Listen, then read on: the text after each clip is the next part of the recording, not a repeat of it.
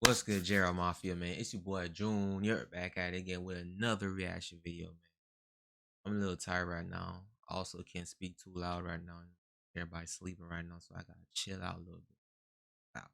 But right now, we reacting to John Wick versus Agent 47. Let's react. It's a matchup for the ages. Two of the world's most legendary hitmen in a one-on-one brawl to the death. John Wick versus Agent 47. Which professional killer reigns supreme? Before we find out, let's meet our contestants. John Wick was born a gypsy orphan, or a child thief living in an impoverished Mexican village, depending on where you get your lore from, movies or comic books. What is generally agreed on is that upon reaching adolescence, John joined the U.S. Marines, where he became proficient in a number of different firearms. His talents for violence led him to become a professional assassin nicknamed the Boogeyman, as he was widely feared for his lethality. Eventually, he joined the Continental, a sort of club made up of elite assassins. I ain't gonna lie, he is a crazy ass motherfucker though. He is crazy though. Bounty Hunters Guild from Star Wars, but less dumb.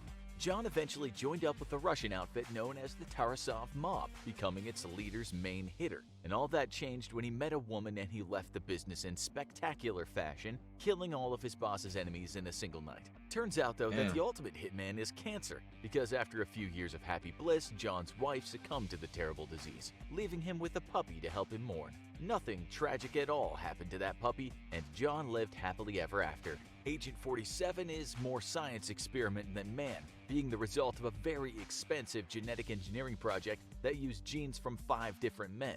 As one of a set of clones, Agent 47 was the most successful, and spent his childhood learning how to kill with various weapons, as well as his bare hands. Agent 47 didn't just stop with the learning to kill, though. He became a master of infiltration and disguise, able to penetrate into any social group or security. And you telling me John Wick can beat that? John Wick is not being Agent 47, dog. Let's keep it a buck, bro. John Wick is not being Agent 47, bro. To eliminate his target. That shit's dead. 47 that shit's joined dead. the International Contract Agency and became one of its most prolific agents, until he was sent on a series of contracts to secretly kill his 5 genetic fathers. Uncovering the plot at the end, 47 kills his creator and flees, finding a new life in the quiet Sicilian countryside. 47 is tracked down, though, and forced back into the world of killing when his new mentor, a Catholic priest, is kidnapped and used as collateral to make him kill again. 47 is thrown back into a life of violence, taking out criminals, warlords, and other clones like him. Our two combatants share a tragic backstory. Wick was either an orphan or watched his whole village get murdered because of his stealing, again depending on where you get your lore, and Agent 47 is a test tube baby bred for killing. We suppose professional killers don't come from happy, well-adjusted households, or maybe certain writers should stop relying so heavily on tropes. Anyway, so how do the two killers match up? Both Wick and 47 are skilled martial artists, as well as equally proficient in firearms of all calibers. Both men are extremely well trained with blades of all sizes, from knives to swords. Both men are also at peak human physical and mental fitness levels, though 47 has an advantage in this area, as he was genetically engineered to be stronger, faster, and more intelligent than the average human. While not possessing superhuman strength by any means, Agent 47 is slightly John Wick is still beating that? Thanks to his test tube baby. I love John Wick.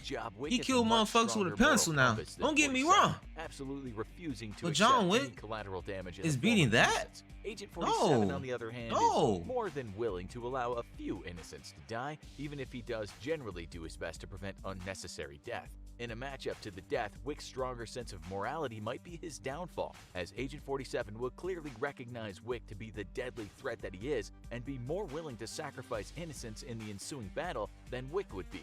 Agent 47 also has an advantage over Wick in his ability to retain his composure no matter the circumstances. Wick is prone to fits of rage, and while this makes him a very fearsome opponent, it also lets him be easily manipulated into throwing himself into extremely dangerous situations. With a keen mind for psychological warfare, it wouldn't take 47 long to learn of Wick's history, most notably the dog incident, and then recreate it in a way that compromises Wick's calm.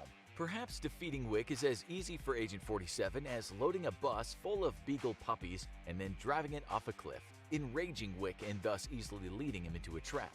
Which assassin would truly come out on top might be difficult to determine, as ultimately both men are some of the best professional hitters in the world. However, Agent 47 has all the advantages here. He is faster than a peak human with better reflexes, has greater strength, heightened senses, greater endurance, and even a small and limited healing factor. These alone mean that Agent 47 There's no is simply debate. far more survivable in There's a no combat debate. scenario. 47 But is even a better. healing factor wouldn't matter much if 47 Wick is simply puts better. a 308 round through his head from 500 yards away. This is why picking a clear winner is so difficult. But if you play the odds, then the odds are simply more in favor of Agent 47 given his genetic engineering than the normal. nigga, he's a superhuman. That John Wick is. 47 is a However, superhuman, Wick has one bro. advantage that might be hard for Agent 47 to match. He does have a network That of man professional killed other assassins clones that he might be able to call similar upon for to help in him. his fight against So you 47 can't beat if that. his ego doesn't get in the way.